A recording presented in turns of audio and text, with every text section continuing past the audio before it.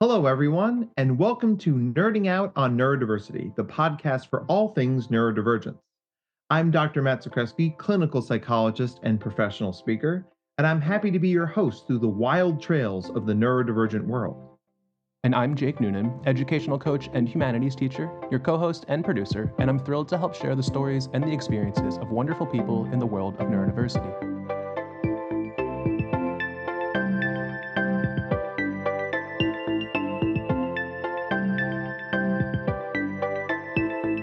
We're really excited for today's guest, which we are going to say a lot because we're always really excited about every guest we get.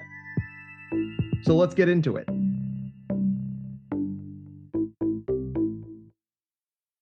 Hello, everyone, and welcome to another episode of Nerding Out on Neurodiversity.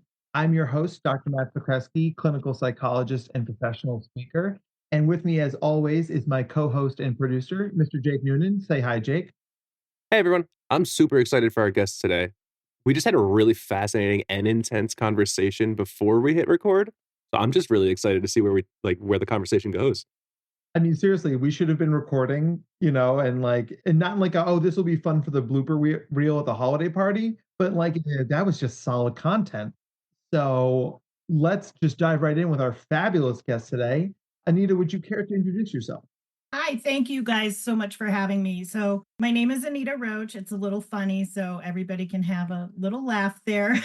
So, I have a background in corporate strategic planning, marketing, etc. And over the course of life and people managing and watching, helping companies through mergers and acquisitions and all of that, I discovered that we really had some big gaps and struggles, why people were struggling and companies weren't understanding why. And from my own personal experience and the experiences of all the stories that I heard and helped usher people through, I realized a big part of that was we were expecting people to check their unique humanness at the door, pick it up when they left, and that people's past experiences, people's traumatic experiences in these unhealthy workspaces, not on purpose necessarily, sometimes on purpose, were really keeping people stuck from being their highest and best selves because they were constantly in trauma response.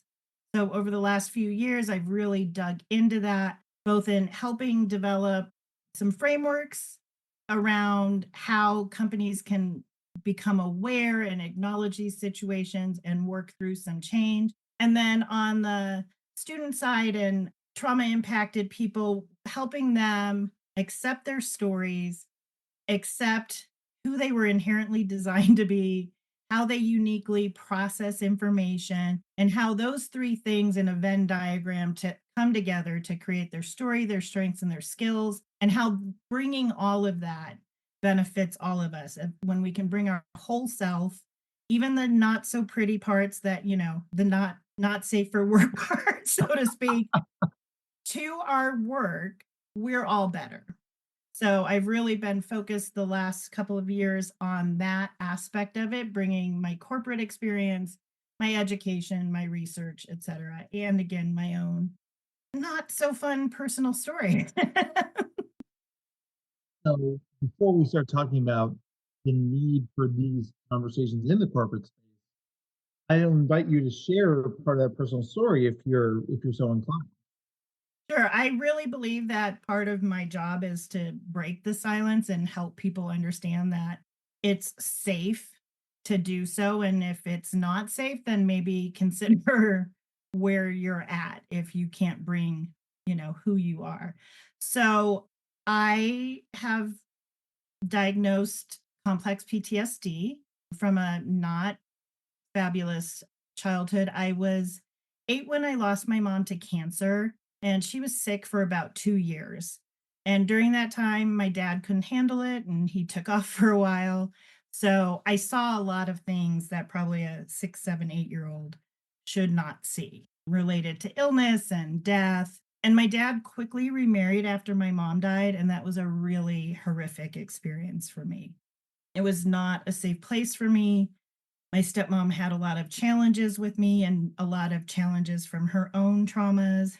She started drinking again and blamed that on me when I was 10, that her falling off the wagon was my fault. There was I was blamed for a lot of things, including abuse at certain people's hands.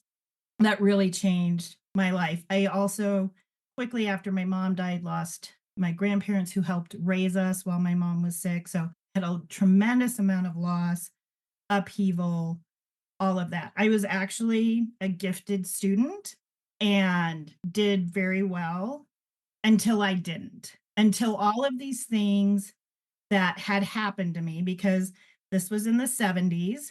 They didn't think children grieved. They thought children were resilient.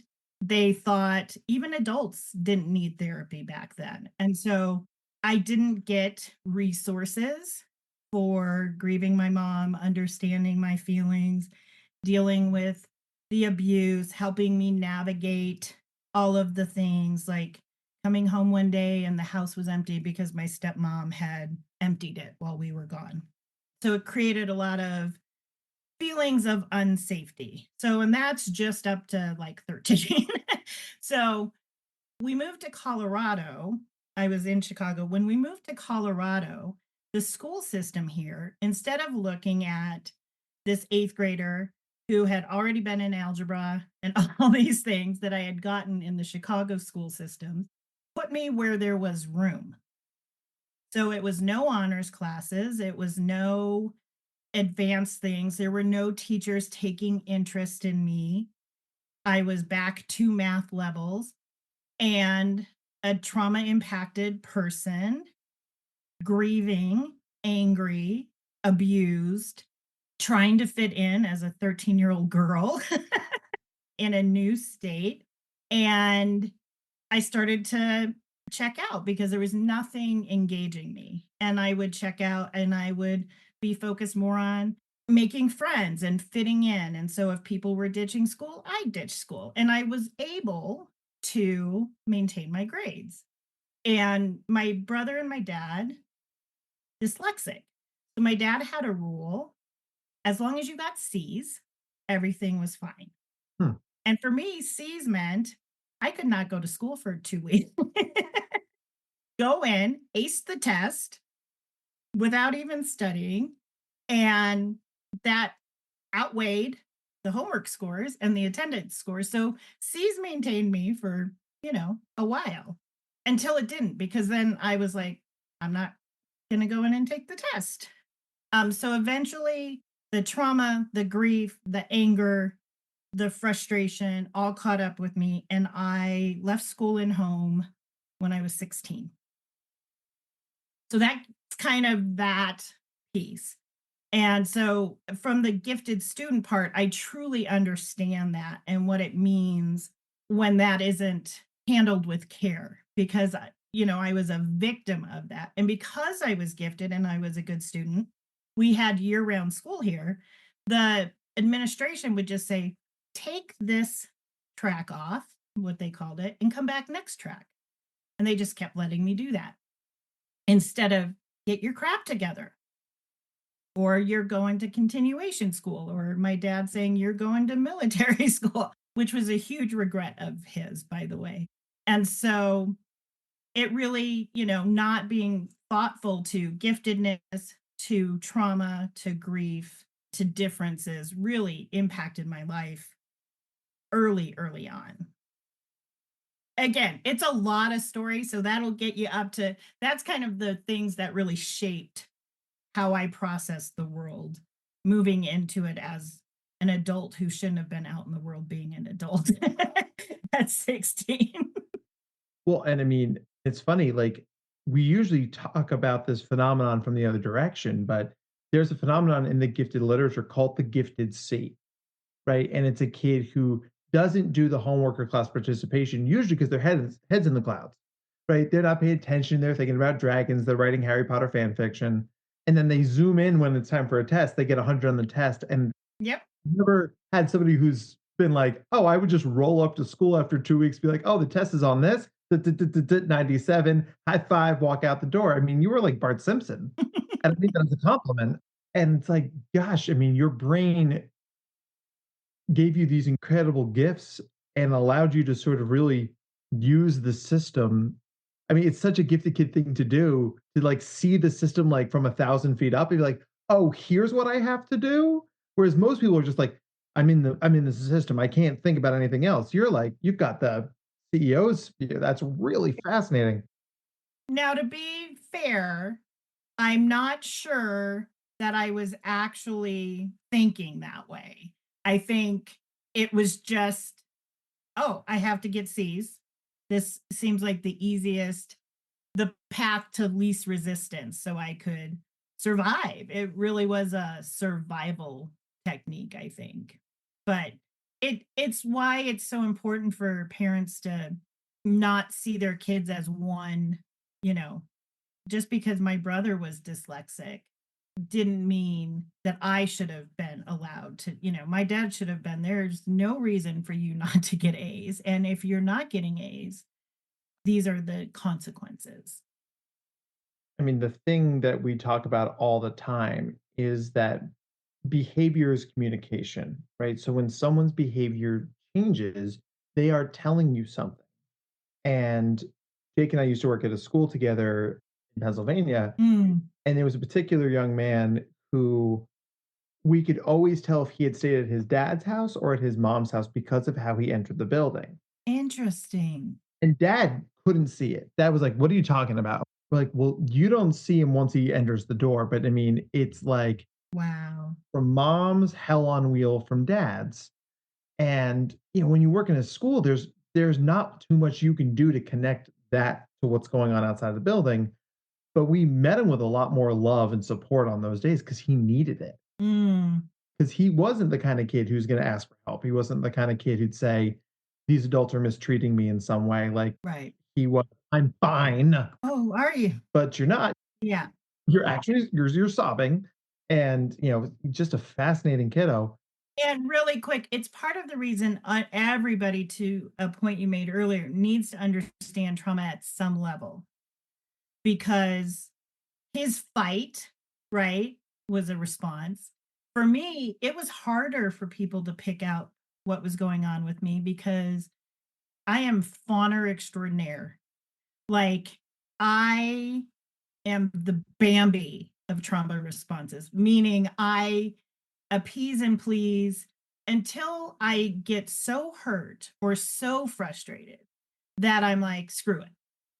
And I can see that pattern now. Obviously, I didn't see it when I was younger, but that's what happens. And so people love me, especially in the workplace, because I will pick up the slack. I will work 20 hours a day.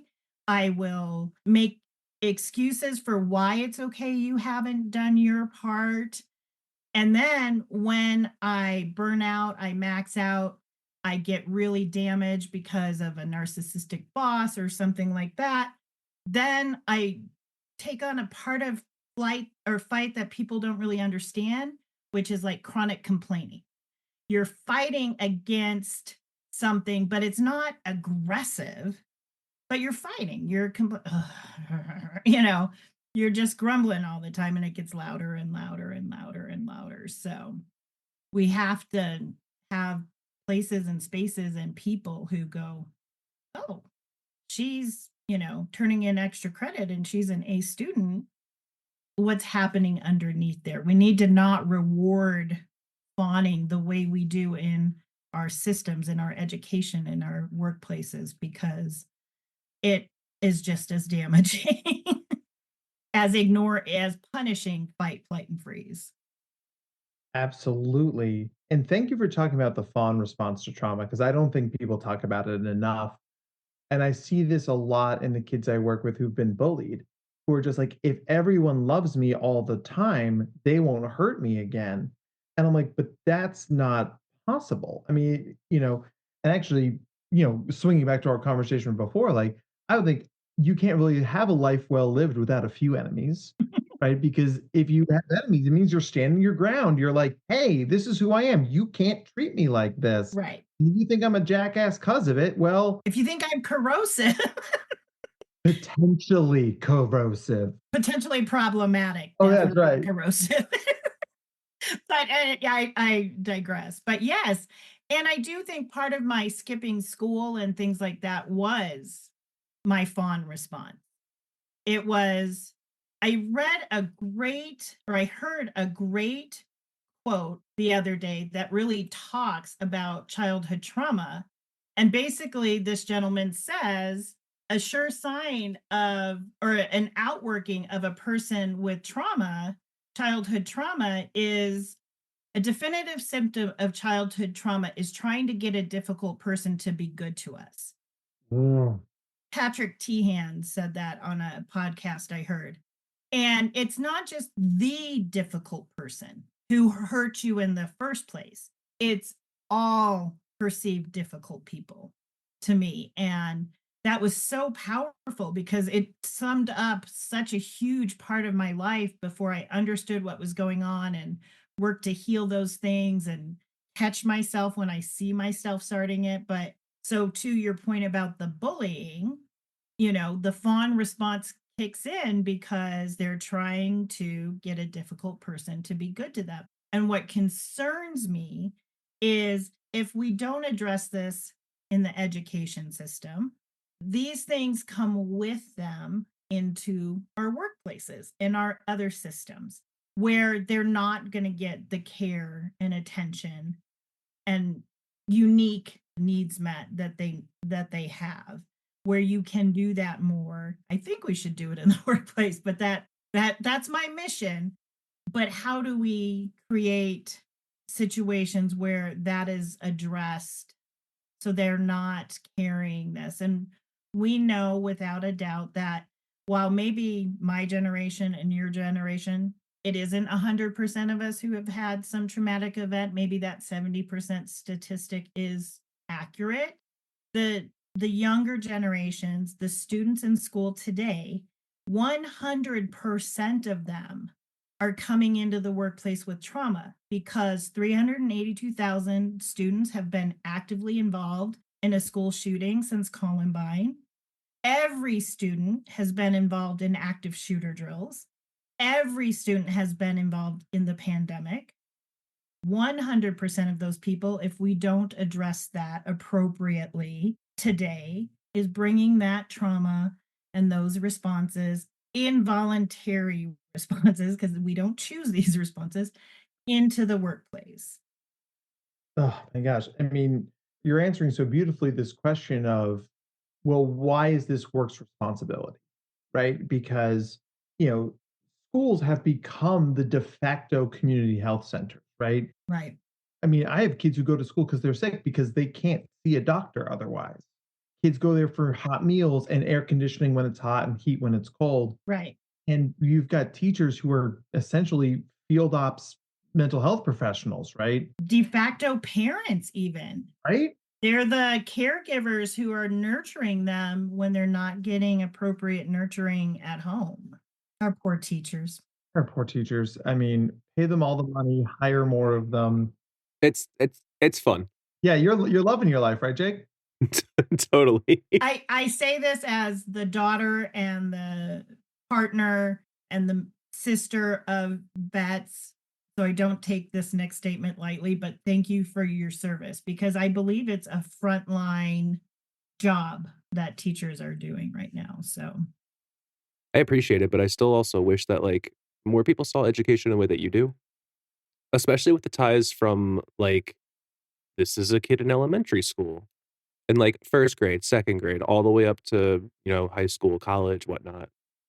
And then like how that influences the workplace, the communities abroad, our country, and like, yeah. The entire world in a sense. The world. I mean, that's one of my things that I repeat all the time is people think that this idea of investing in psychological safety and trauma informed practices and psychosocial security is about employee well-being, employee engagement.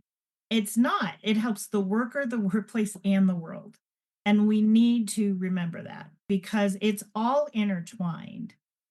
And data shows businesses are hemorrhaging money because of lack of safe spaces and trauma informed practices, which I always say like trauma parentheses human informed, because I think it really is one, it helps everybody.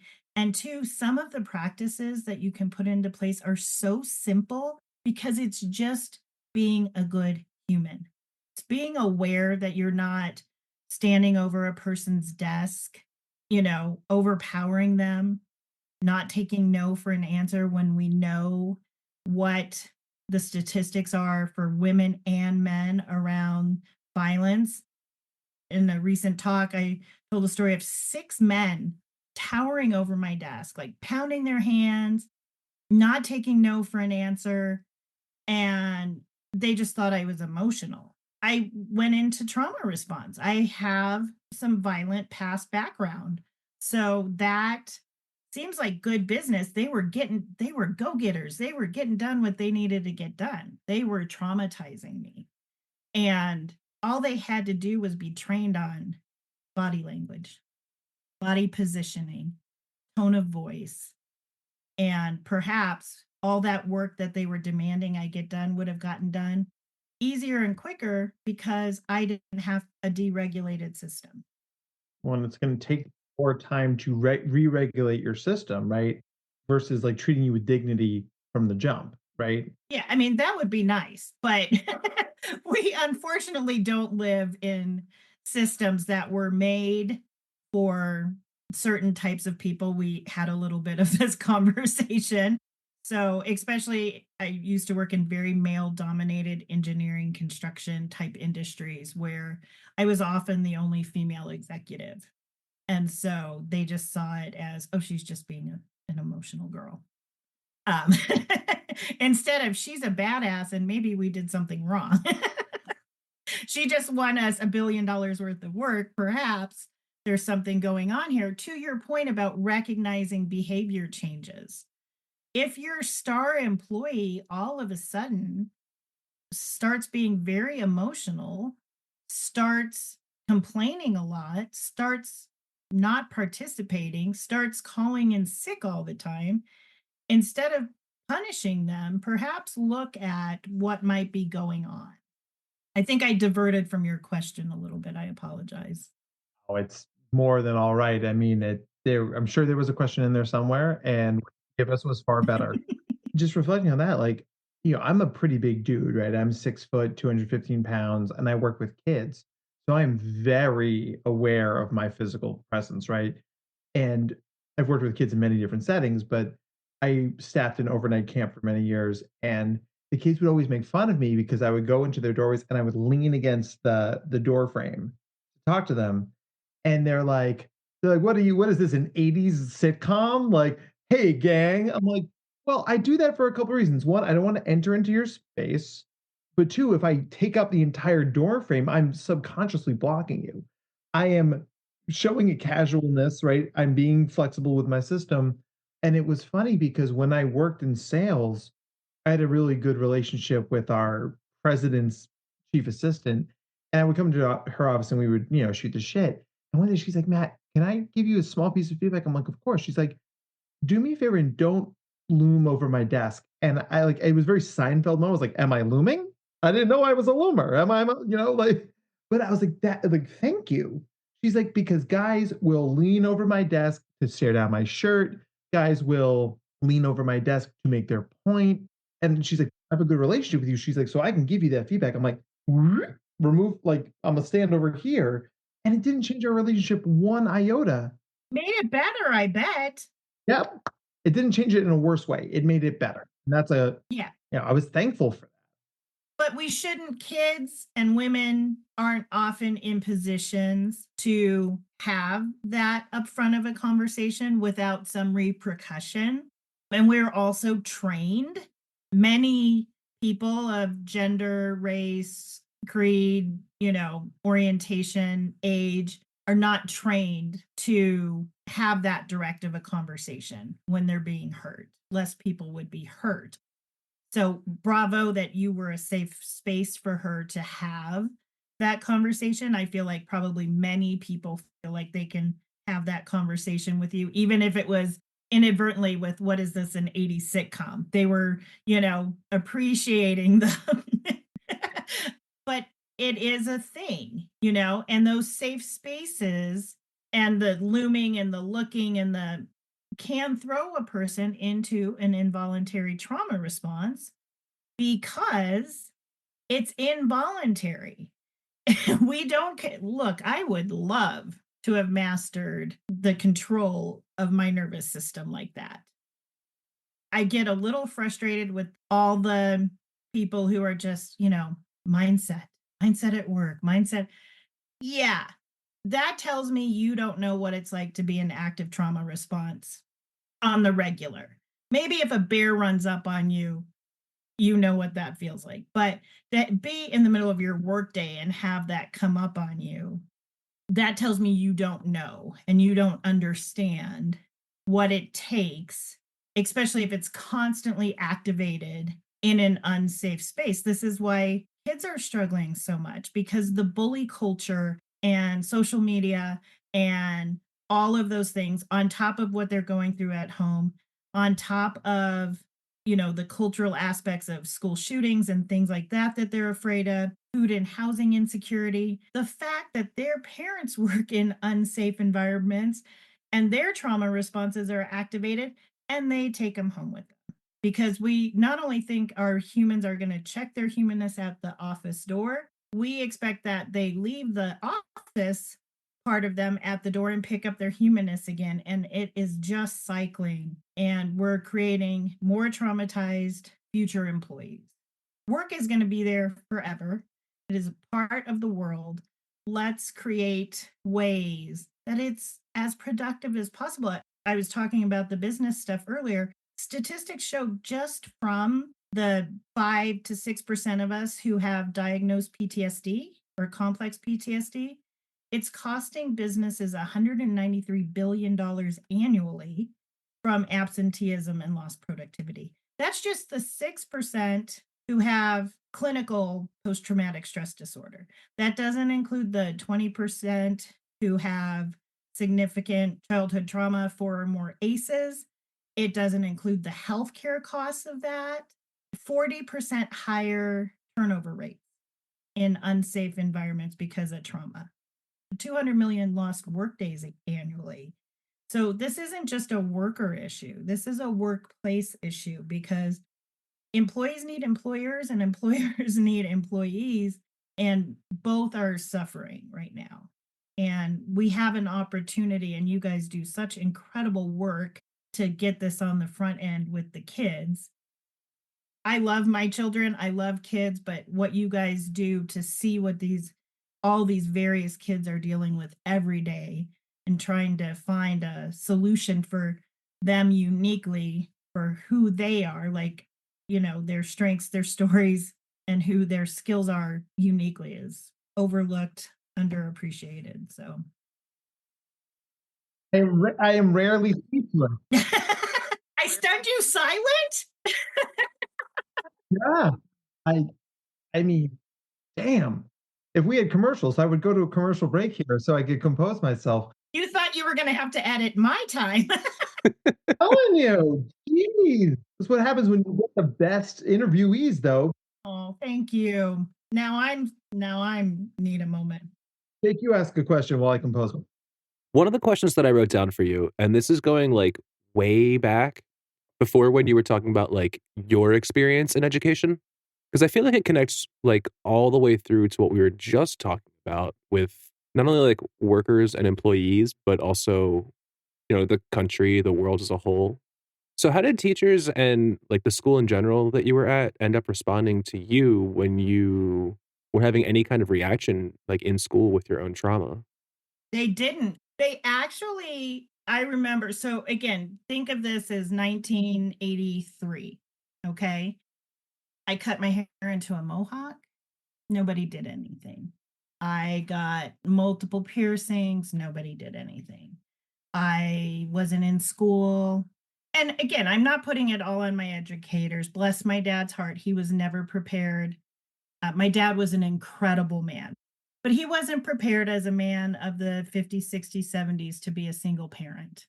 And I applaud him for everything he did. But he was trying to provide for us and make a living. And and I was a handful. I'm sure that shocks you at this point in just this short amount of time. But they actually used it, believe it or not, to give me those breaks I was telling you about where they would let me go off track. Well, it's because she lost her mom. But they didn't give me tools, resources, the school counselors. They were like, you could go to Yale if you wanted to. Well, right now, I don't give a shit, you know? And I couldn't even express what was hurting me because I was a child. I was 14, 15 years old. I was told that, by many, many people. Yeah, you lost your mom. So what? Get over it. We got to stop telling kids, get over it. Get over your abuse, get over your losses, get over your bullying, get over fear of failure, fear of the future, get over it, get over it, get over it, because they're not going to get over it.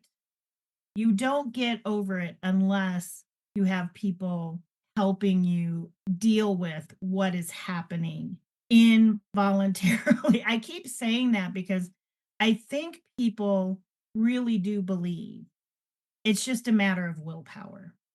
If you pray enough, and I'm not against prayer or any of that, so I don't want it to come across that way, but if you pray enough, if you meditate enough, if you exercise enough, if you yoga enough, if you one with nature enough, it will all be okay. But not if your autonomous nervous system is like, woohoo, every time a perceived threat comes upon you. And when you're 14 years old, and went through the things that I went through, which is nothing compared to what some kids are going through today. And I was bullied even by my best friends, like because I was the new girl all the time. We moved a lot. I know now it didn't matter that I was the smartest person in the room. It didn't matter that I had a future at some Ivy League school. No teachers were taking time with me. A story that I always remember, which it means it really had an impact on me because I have retrograde amnesia because of all the trauma from when I was younger. So big chunks of my childhood are just gone. But right after my mom died, we moved and I was at a school. And this is like I imagine the teachers and how you are with kids. The principal of that school quizzed me every day. He took an active interest in words. I love words. I'm fascinated by words. I was a voracious reader. It's one of the ways I protected myself as a child. And the one word I always remember. So I'm 9, fourth grade. Anita spells supersede. And he worked with me, because my 9-year-old brain had a way. And I got it on the second try. And, he was very, very good. And so I remember that. I also remember in that school, I am very left-handed, very. Hmm. I can feel brain stuff if I try to lift a fork. Even now, I'm like, oh, that doesn't feel right. But in the 70s, they often tried to make you write with your right hand because that was normal. That was typical. That was appropriate. I mean, there's still people today who believe that left-handed people are an abomination. They're from the devil, like all kinds of crazy things. So they put the pencil, pen, we were learning cursive back in the day when they taught you that. And I started to lisp. And they thought that the lisping must have been an emotional reaction to my mom dying, because this is months after. But again, maybe don't make a left handed child start to try to learn with their right hand if you know their mother just died. Perhaps. Perhaps, right? Perhaps. But they did because that's what they did. And I was in speech therapy. I was in all kinds of things because that's what I needed at the time, right? 6 months after my mom died was to be in speech therapy because you're jacking with how my brain works. In fifth grade, we moved to another school and they didn't force me to write with my right hand and the lisp went away. But those are the things we do because this is the nerding out on neurodivergence, right? Like there is a little bit of, left-handed people, like there's a neurodivergence there. My brain tells my body this is the hand to write with, and they jacked with it at a time when you probably should not have been changing much for me, Absolutely. you know, and it showed up. And then the second it went back in my left hand, no more lisp, no more speech therapy. Now, did the teachers or the administrators or anybody do anything better after that to do it? No, but probably because I was so in fawn response. All I wanted was straight A's and to be the teacher's pet and to do a good job. And so I looked like my dad used to say all the time, you were perfect until you were like 13. And I'm like, well, I probably got pissed. My fawning probably changed to fight and flight. I was running away from school because that didn't feel safe. I was running out of home because I wasn't being nurtured there just because my dad worked a lot. So I was constantly in active trauma response, but I looked perfect to a lot of people because I was subservient and willing to do whatever it took and a good helper and just that girl. But, eventually teenagehood and all the things that come with that shifted that trauma response to, screw it. But yeah, to your point, Jake, they didn't do anything. In fact, there was never, to my knowledge, and my dad, one of the amazing things about my dad was he spoke to me very matter of factly and like an adult, probably, sometimes it was like I was the second parent in the house, but he would have told me if they were like, even if it was later, like, they talked about trauma therapy, but it just wasn't a thing. And that we still do this today. Trauma was for combat vets. Trauma wasn't for 14-year-old girls. Trauma was for people like my dad, who was a Vietnam vet. And that is part of the problem. So they had to get over it. It's been 6 years, been 7 years, not going to change. But we understand that you've had this horrible thing happen to you. So just go screw around for 3 months and come back on the next track. You'll figure yourself out, right? And now you won't be burdening us. And it was pre like all the, money attached to how many days kids were in school and, because I'm old. So I think one of the darker secrets about the mental health field is that done poorly, it's a tool of the capitalist system. Right? This is gonna make me sound like a tinfoil hat guy, but like it's like, yeah, how do we get you back in the office? How do we get you back in school? Like watching the dialogue around the quarterback for the Miami Dolphins, Tua, uh, with his concussion. I mean, they're like, as much time as he needs. And I'm like, this is the first time I've ever heard that dialogue. Because all last year with Aaron Rodgers tearing his Achilles, like, can he make it back? Maybe he should make it back. I'm a Bears fan, so please, Aaron Rodgers is persona non grata. Well, we're so sorry for so many reasons being a Bears fan. I do have bright hopes for Caleb Williams, though. Yes. But it's like part of the reason I don't take insurance, we don't take insurance here in the practice, is I got so tired of some bean counter saying, you got 12 sessions to cure this kid's OCD. I'm like, I can't scratch the surface in 12 sessions. You think this kid's just gonna be like, gee, I want to stop washing my hands. How do I do that? Well, gosh, here's what we do. Yeah. Like, it's not the medical model. It is about relationships. It's about skill building. It's about creating a space that someone can be the best version of themselves every day, knowing that's going to be different every day. And for every person. But I think you hit on what it is, right? Washing your hands, external. It's a symptom. Maybe you can get him to stop washing his hands, but it's going to show up somewhere else because that's a symptom, as opposed to dealing with what internally is happening and what's happening in his environment. We've got to create safer environments for us all to thrive. We are so in survival mode. It's cutthroat and we reward it in school, in university, in work. Everything is so cutthroat. So to your point about Tua, like that they will encourage him to retire if he needs to, that they will give him time instead of saying, we just paid all this money, we're about to lose something. You better get it figured out and get back here because you're under contract. I mean, bravo to Mike McDaniel, who is the son of a Broncos person and he spent a lot of time here in Denver. That's how he learned he wanted to be a coach. There's a beautiful story of how he got taken under a Bronco wing and how that changed his life trajectory. So you should watch that if you ever have a time. There's some great interviews on it, but good for him and the organization for realizing that he's a person. He's a person and he has a life, and it's a complex life because we all have complex lives. Even the littlest of us have complex lives because we're human and our humanness can be so powerful. One of my taglines for my work is shining a light on the power of our humanness. And that's the whole humanness, the good, the bad, and the ugly, because the ugly is part of why I am who I am today. It's part of why I have the empathy I have. It's part of why I have the heart I have. It's part of why I have been able to endure difficult things or challenging things. My children aren't difficult, but I have twin daughters and I had them 2 weeks before my 20th birthday.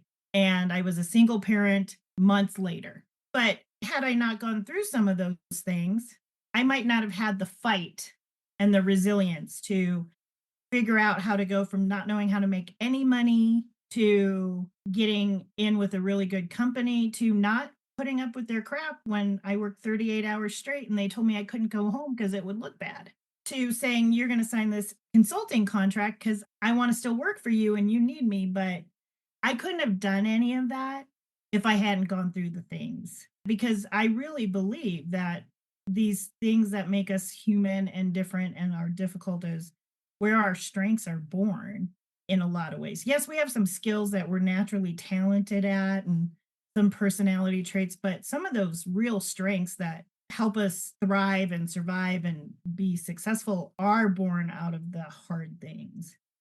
I often say like social intelligence, creativity, perseverance, fairness, bravery, critical thinking are things I bet every trauma survivor has in their top list on like the VIA Institute's character strengths, because you learn how to look around and identify what's going on. And that serves me well in my strategic planning and my coaching business and things like that, because I can really see things that other people don't see that might not have existed prior to what I went through. So, but you've got to help people see that. Yeah, I mean, I think that the idea here is these concepts are interrelated because we live in a society where we don't talk about trauma. So we're not in a position to deal with it, process it, and then teach people the skills to get over it. And with the traumas we have to deal with, like the death of a parent, we end up defaulting to get over it, kid, rub some dirt on it, right? So like we have to acknowledge these hard conversations to be able to then connect kids with the right skills to at least manage that, if not heal from. Right. So it starts with that vulnerability in these conversations, because if every time somebody in an office raises their hand and says like, yeah, it's like I have trauma around this thing, like can I not do it or can I have some sort of accommodation? It's easier for every single other person in that office to raise their hands and say, I need this thing.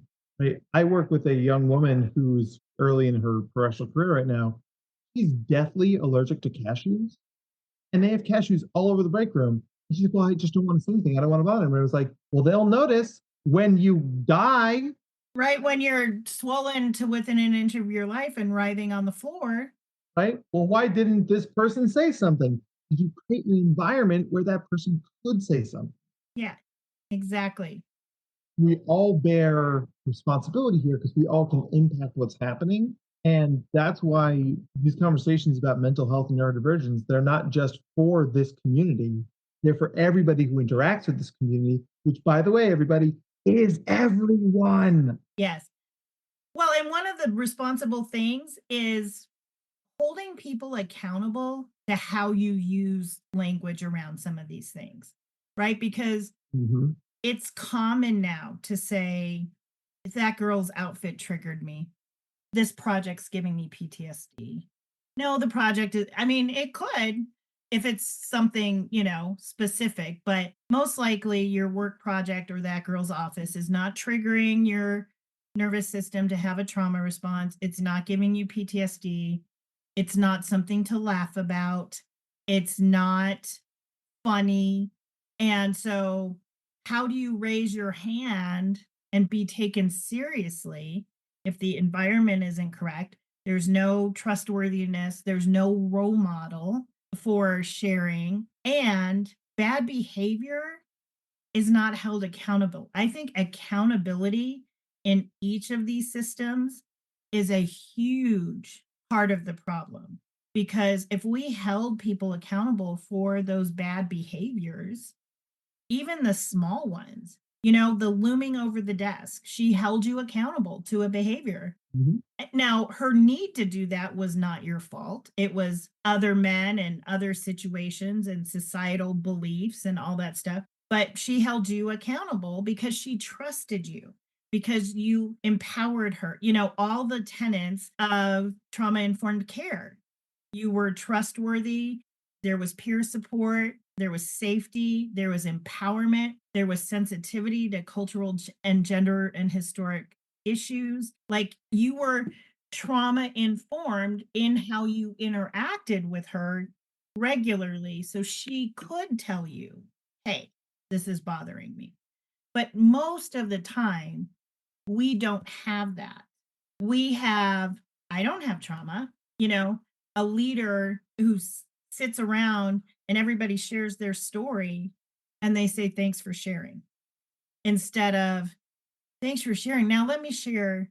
But even better, how about not waiting till everybody's done? How about being the first person? And that, again, this is systemic, not just in work. It starts at home, it starts in the education realm, it starts with our communities and our government. And we like to pretend, we're siloed, but the reality is, because it's humans, we take this with me, sometimes I want to leave her at home. She's a lot sometimes, but she comes with me wherever I go, whether I'm at work or school or home or, but we need to model what it looks like to be vulnerable and human, and not make people feel they're going to be punished or set aside or outcast or cut off from the connection we so desperately need. Because those are brave acts. Her saying that to you was a brave act, because you could have said, well, I don't want to talk to you anymore.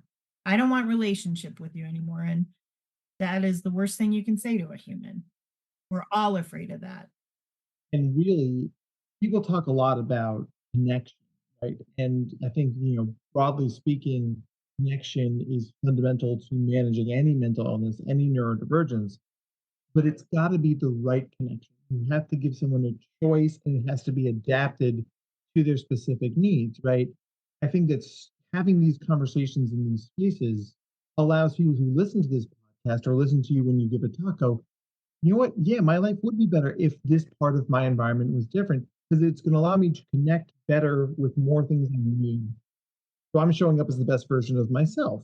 And even though I take this from more of a humanity perspective, like, we're doing the right thing for people, the businesses out there, it does help your bottom line. I mean, I don't remember every number that Anita quoted because my brain doesn't work quite like that, but I heard the word million and I heard the word billion.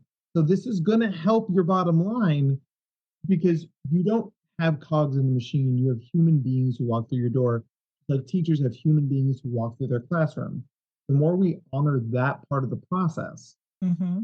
we're creating environments where we're going to get the best out of more people, and everybody wins in that situation. Yeah. Yeah. We have to just stop thinking either or and always think both and. It's not people over profits, which you hear a lot of in my spaces these days, or profits over people. It's people and profit. It's rules, like in schools, right? You have to have rules.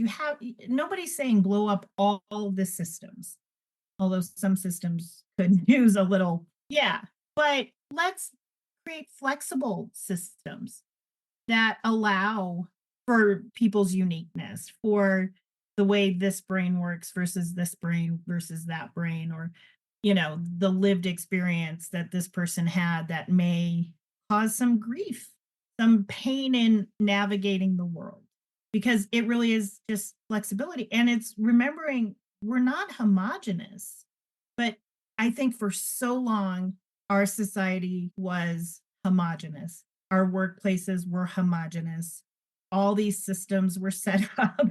And I'm not planting a feminist flag or anything like that, but Feel free to. the systems were set up for a specific type of makeup, a specific type of lived experience in the world, a specific type of DNA. And that's not how we operate anymore.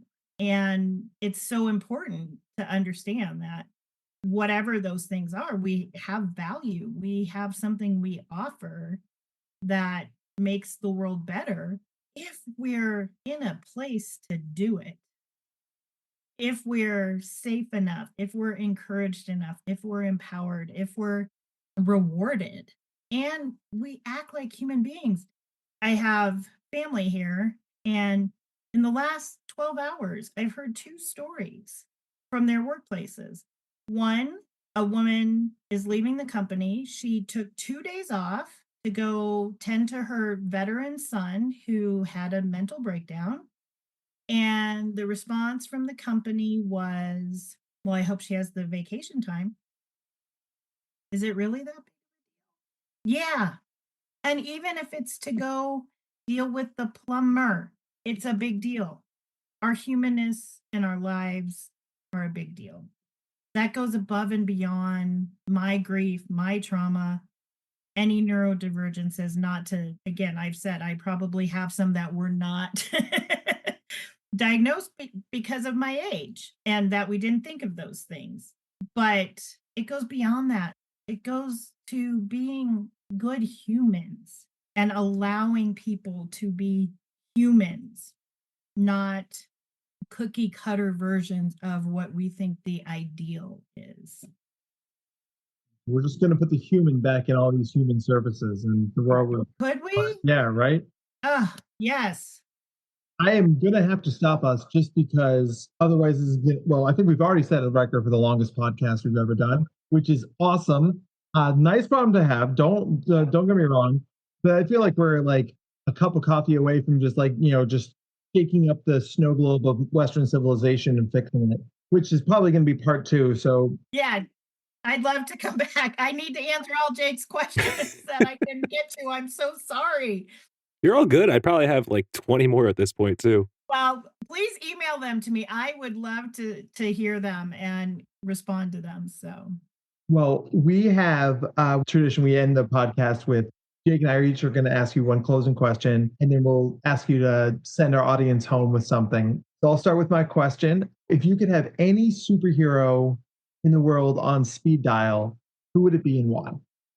oh geez. Well, I have never gotten into the whole superhero thing, probably because I grew up way too fast. But I'm gonna have to go Wonder Woman. She has the armor to protect herself. She has an incredible heart to protect other people. She is human and kind of Amazonian human. I love the height because I'm not tall like you, Matt. I'm like 5'3" on a good day. So I would say Wonder Woman. Plus, and who doesn't want an invisible plane? Seriously, right? We love the invisible plane. Great answer. All right, Jake, your turn. My question for you is, and I kind of feel like it was a little spoiled early on. I saw it too. I was Just a tiny bit. What's your favorite word and why? Human? What? No, what did I say? Tell me. Do you want me to tell you? Yeah, I want to tell you what you think. You said supersede. Supersede. It is one of my favorite. Again, the fact that I remember that despite everything is how important teachers are. But I also think it's a super cool word. I do use it in my writing a lot, but I think I love the word human. I spent a lot of my life pretending like this body was here to carry this head around and this brain. So learning to accept my humanness and all its messiness and gory details and not so lovely parts and appreciate when things are lovely and great and really saying, oh, I like being a human and I like being here and I want everybody to be human and let everybody be human. Fantastic. All right. Well, then, Anita, you have inspired us and motivated us and moved us with your incredible words. Thank you. That means so much to me. Well, this is our way to elevate amazing work, right? And, you meet that criteria 1,000 times over. Thank you. Is there anything you'd like to leave our audience with before we say goodbye? I mean, I think in answer to Jake's question, I said part of that, you know, embrace your humanness, create safe and sound spaces for people, embrace others' humanness, and be okay being different and your unique self because none of us are the same. And when we do that, we'll be better people, we'll have better work and schools, and we'll have a better world where we can all thrive. Pretty perfect. So, for all of us here at the Nerding Out on Neurodiversity podcast, I'm Dr. Matt Zakreski. Thank you so much for being here with us today and hearing these amazing words. Jake, you want to send us out of here? I actually think it would be even better if Anita sent us out. Ooh, Oh, yikes.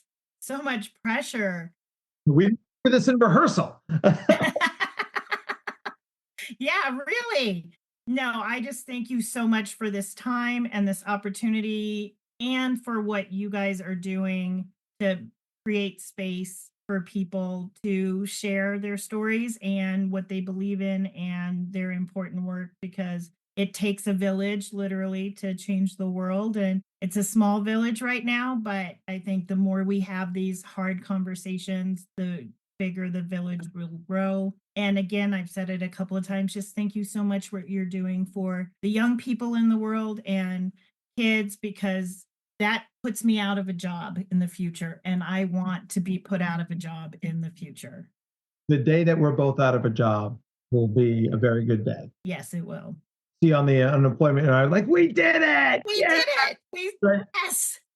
Yes. Then I can finally make this podcast about craft beer, which is what I always do. Which is what you want.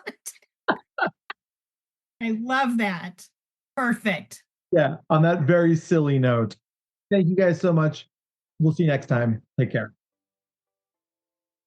Nerding Out on Neurodiversity is brought to you by Dr. Matt Zakreski and the team at the Neurodiversity Collective. To learn more about the Neurodiversity Collective or to be a guest on the podcast, please visit our website at